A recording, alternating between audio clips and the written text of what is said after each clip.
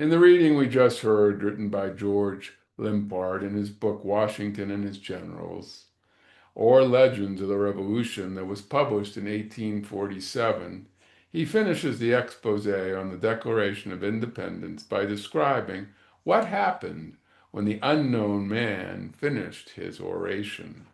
And after that impassioned burst of eloquence to the keynote, God has given America to be free, ended with the delegates carried away by the unknown speaker's enthusiasm, rushed forward to sign.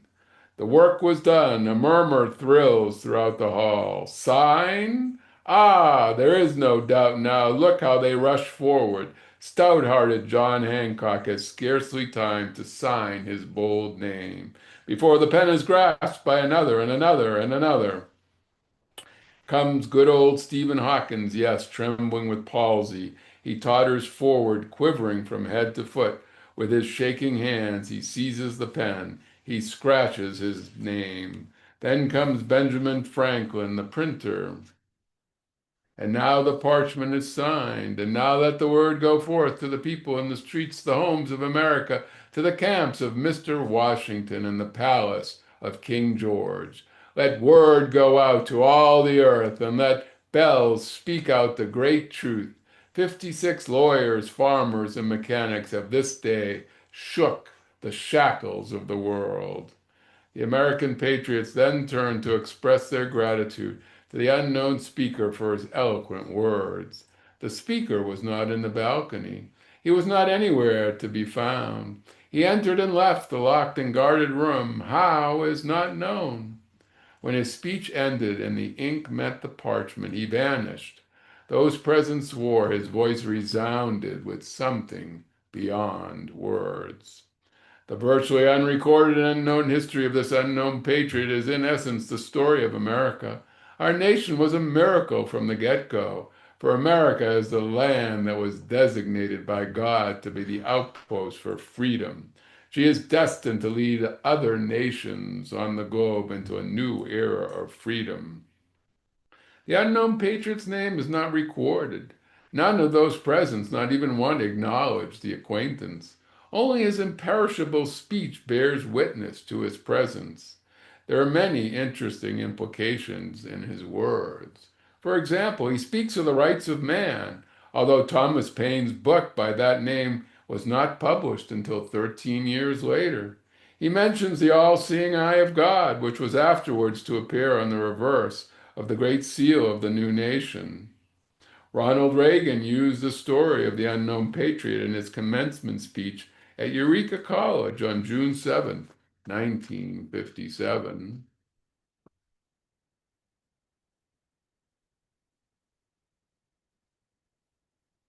In The Secret Destiny of America, Manly P. Hall, a modern esoteric scholar and mystic, claimed that the story of the unknown patriot is related in Thomas Jefferson's records, but no one has ever found it in Jefferson's writings.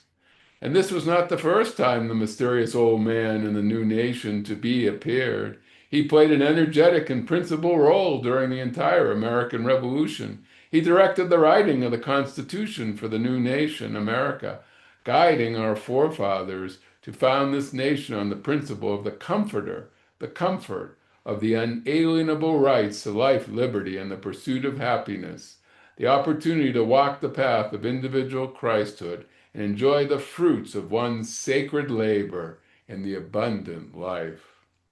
Our forefathers believed that through the founding of the United States of America, all families of the earth would be blessed. They believed that the American Revolution was fought not just for themselves or the 13 colonies, but for the whole world. They saw their experiment as a gift to all mankind. Yes, the letters of America spell out the words I am race, as though encoded for our discovery when we should come to see God face to face, not only in the I am presence. Yes, we the people of this common wheel of light, hovering with the wings of cherubim just above our heads, share an uncommon light and destiny as we are gathered on these shores out of every race and nation to prove our reason for being.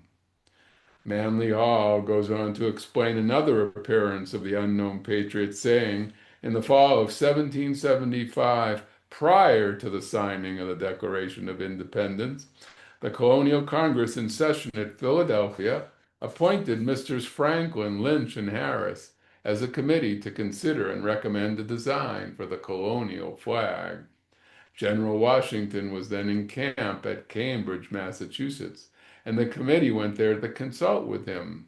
While at Cambridge, the committeemen were entertained by a patriotic and well-to-do citizen. At that time, the best room in the citizen's residence was temporarily occupied by a peculiar old gentleman. As there was only one other guest room, Messrs. Lynch and Harris were given the unoccupied room, and Dr. Franklin shared the apartment with the old gentleman. The mysterious old man was referred to as the professor. His name is not preserved. Often described as a mysterious Rosicrucian philosopher, he was beyond 70 years of age, but apparently in the prime of his life. He was a tall figure, perfectly easy, very dignified in his manners, being at once courteous, gracious, and commanding. He was, for those times, and considering the customs of the colonists, very peculiar in his manner of living. He ate no flesh, fowl, or fish. He never used for food any green thing, any roots, or anything unripe. He drank no liquor, wine, or ale, but confined his diet to cereals and their products, fruits that were ripened on the stem in the sun, nuts, mild tea, and the sweet of honey or molasses. He was well educated, highly cultivated, of extensive as well as varied information, and very studious. He spent a considerable amount of his time in the patient and persistent scanning of a number of very rare old books and ancient manuscripts, which he seemed to be deciphering, translating, or rewriting. These books and manuscripts, together with his own writings, he never showed to anyone. He was quiet and very genial, and he was seemingly at home upon any and every topic coming up in conversation.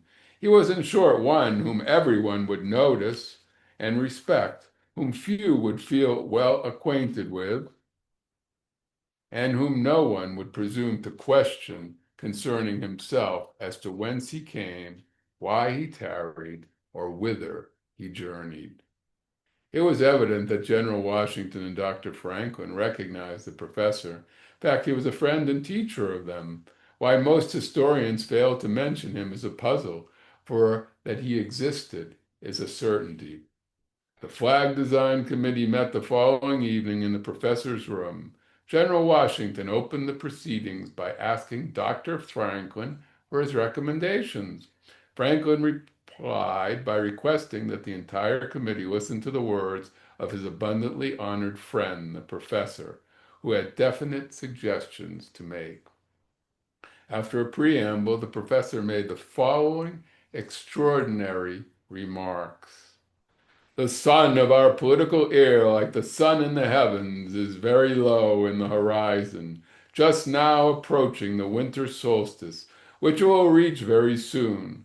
But as soon as the sun rises from his grave in Capricorn, mounts toward the resurrection in Aries, and passes onward and upward to his glorious culmination in Cancer, so will our political sun rise and continue to increase in power, in light, and in glory, and the exalted sun of summer will not have gained its full strength of heat and power in the starry lion until our colonial sun will be, in its glorious exaltation, demanding a place in the governmental firmaments alongside of, coordinate with, and in no wise subordinate to any other son of any other nation upon earth. Professor went on to point out the flag, which he recommended would be subject to change in the future as the national destiny increased. This change, however, should not require complete redesigning, but a process of gradual modification. To make it announce and represent the new nation which is already gestating in the womb of time and which will come to birth and that not prematurely, but fully developed and ready for the change into independent life. The design submitted consisted of a field of 13 alternate red and white stripes. Our flag worked out in elements of design that provided for gradual modification in the future as the national destiny increased. It was the learned stranger, the professor, who had the foresight to provide the area for the stars in subsequent substitution for the British Union Jack. The masters have told us that the design of this flag, known as Old Glory, was sewn by the Divine Mother herself, and that this design is a cosmic design, and that the stars in the flag represent the initiations of the Christ consciousness. The design was formally and unanimously accepted, and the flag was adopted by General Washington as a recognized standard of the colonial army and navy. There is no record of any report being made by this committee to Congress. So on January 2nd, 1776, at Cambridge, the newly made flag designed by the professor was raised in the presence of the army. George Washington, with his own hands, raised it on a tall and specifically prepared pine tree liberty pole. The British Army at Charleston Heights could see the flag clearly. After inspecting it with their field glasses, the British officers ordered a salute of 13 cheers, followed by a regular official salute of 13 guns in honor of the new standard. It appears, therefore, that the colonial flag, designed by the mysteriously old professor, was as pleasing to the British as it was to the colonies. The Ascended Masters have given us a spiritual understanding of the flags of the nation. Any national flag, as it is today, is the relative tie to the human consciousness. However, there is also an inner matrix of each flag, as it is intended to be in the Golden Age.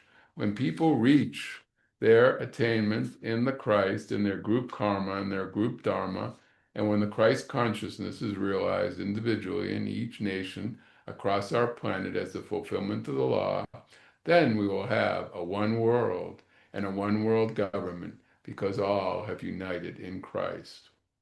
So one day, the flag of America will appear in the golden age with gold stripes in place of the red, representing the enlightenment and the gold of the blood of Christ, the life essence of spirit, Alpha.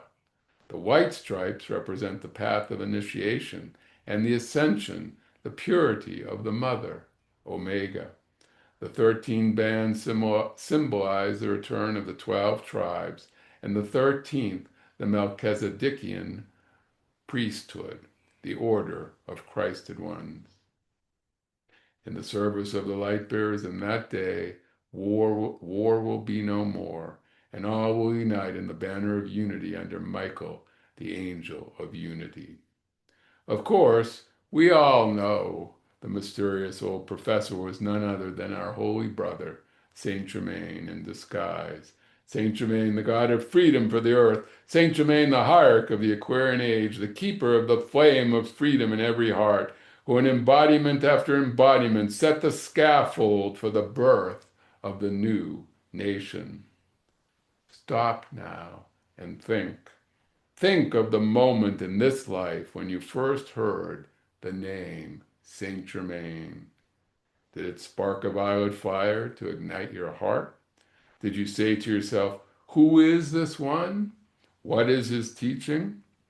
Well, I'll tell you. Saint Germain teaches that Americans are called upon to champion every man's right to joint heirship with Jesus Christ, of the presence of the great I Am. Under the Master's sponsorship, Americans have a destiny, a dharma. If you will, we are God's overmen to bear the flame of liberty, the four sacred freedoms, and the example of representative government and free enterprise to the nations of the earth. In the 11th century BC, Saint Germain was embodied as the prophet Samuel. Due to his great love for freedom, he is typified in the figure of Uncle Sam, popularized as the prophetic spirit of America. This blessed land, which he discovered as Christopher Columbus, became the great home of the free he had envisioned as Francis Bacon in his writing, the new Atlantis. Following his ascension in 1684, Saint Germain was given the dispensation by Lords of Karma to manifest a physical body. He appeared as the miraculous gentleman who dazzled the courts of the 18th and 19th century Europe, where he was known as the Comte de Saint Germain, but they called him the Wonder Man, as we saw in the opening video. He attempted to effect a smooth transition from monarchy to representative government, prevent the bloodshed of the French Revolution, but his counsel was ignored. In a final attempt, he backed Napoleon, who misused the master's power to his own demise.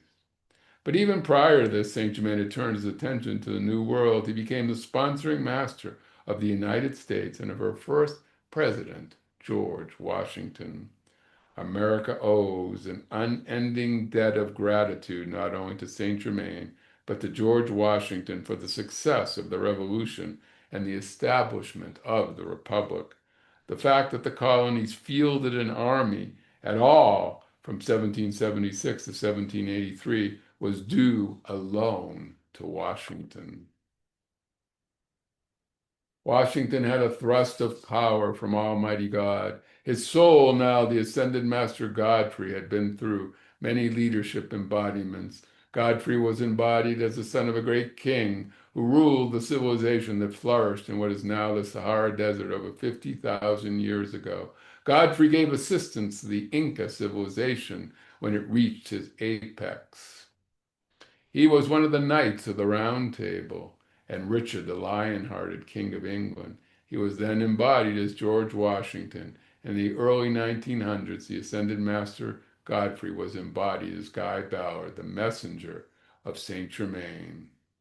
We can hear Washington's thrust of power and profound devotion to the Almighty in his first inaugural address as President of the United States when he said, "No people can bound to acknowledge and adore the invisible hand which conducts the affairs of men more than the people of the United States. Every step by which they have advanced to the character of an independent nation seems to have been distinguished by some form of providential agency. And in the important revolution just accomplished in the system of their united government, the tranquil deliberations and voluntary consent of so many distinct communities from which the event resulted cannot be compared with the means by which most governments have established.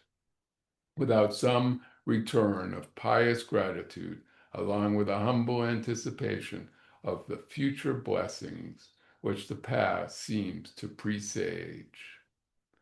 During the long winter at Valley Forge, Mike Angel of Unity appeared to George Washington in a vision of three great perils that would come upon the nation: the Revolutionary War, the war between the states, and a third world conflict. Washington related he was shown the inhabitants of America in battle array against each other.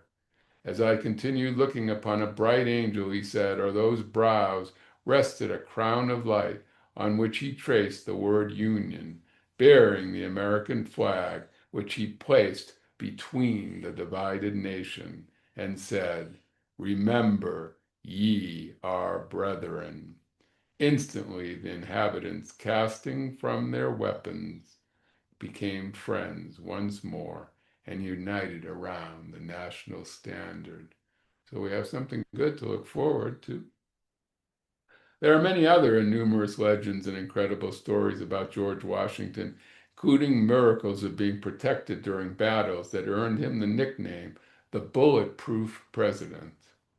But here I want to focus on his relationship to the Almighty and his belief in the power of prayer. For example, on a snowy evening during the time his army was encamped at Valley Forge, Pennsylvania, General Washington knelt in prayer. There is an eyewitness account of this piece of history. The story goes like this. "I was riding with the Quaker Mr. Potts near to the Valley Forge where the army lay during the War of Ye Revolution, when Mr. Potts said, 'Do you see that wood and that plain? There laid the army of Washington. It was a most distressing time of ye war, and all were for giving up the ship but the great and good man. In the woods ahead, I heard a plaintive sound as that of a man at prayer. I tied my horse to a sapling and went quietly into the woods. To my astonishment, I saw the great George Washington on his knees alone, with his sword on one side and his cocked hat on the other. He was at prayer to God of the armies, beseeching to interpose with his divine aid. As it was, ye crisis in the cause of the country, of humanity and the world. Such a prayer I never heard from the lips of man. I left him alone praying. I went home and told my wife. We never thought a man could be a soldier and a Christian. But if there were one in the world, it was Washington. We thought it was the cause of God and America could prevail.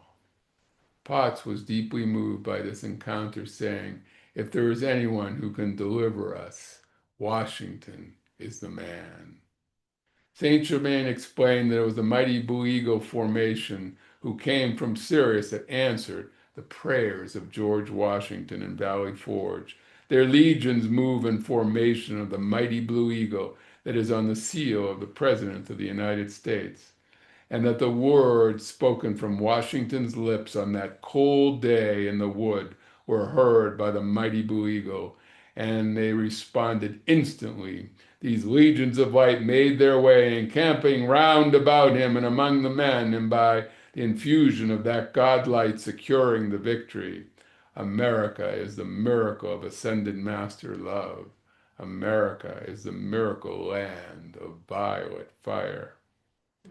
Our Master Saint Germain has asked us to kneel in prayer once a day with Godfrey and with him before you retire, and to remember to call for the victory of light in America and in the hearts of the American people. And I can assure you, by all that lives and breathes, by all that is holy in love, the mighty Blue Eagle from Sirius will answer your call and will deliver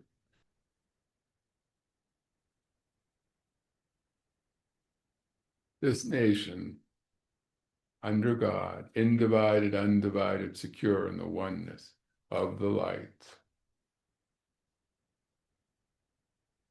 In mystical and theosophical traditions, the legends of Wissahickon Creek, which is a tributary of a river in Pennsylvania, recounts of the coming of Saint Germain to George Washington during the harsh winter of 1777-78, during a moment of intense despair in the difficult months of severe winter. Washington withdrew alone into the Wissahickon wilderness. He often turned to God, whom he called the all-powerful guide and great disposer of human events. Here in Wissahickon, he prayed intensely for guidance, and during that prayer, he encountered a shining presence. It was then the Master Saint Germain appeared to Washington to offer him spiritual guidance. Saint Germain's message assured him that America would survive, that the struggle served a divine purpose, that perseverance, not surrender, was required. It was here Saint Germain anointed Washington to be the first president of a new nation dedicated to liberty, the United States of America. Washington was directly anointed by Saint Germain, by Samuel, the same prophet, the same spirit who anointed David and the kings of Israel. Ponder these words of Saint Germain dictated on April 13th, 68. America is in effect today the key to the destiny of the world. The ascended masters do not actually work for only one nation. They work for the entire human family. My great love for America is because I have felt through the ages, since the formation of this land, that America had the potential to become a way shower to the world, a cup of light that would enable the emergent democracies in the world to be able to uphold the teachings and principles of good examples which mankind would show forth here in this world. For here in America, you were told by Alpha and Omega every promise of God to your soul would be fulfilled if your free will would confirm that promise. And so America has been a land of hope and of dreams and of opportunity and of fulfillment for the many.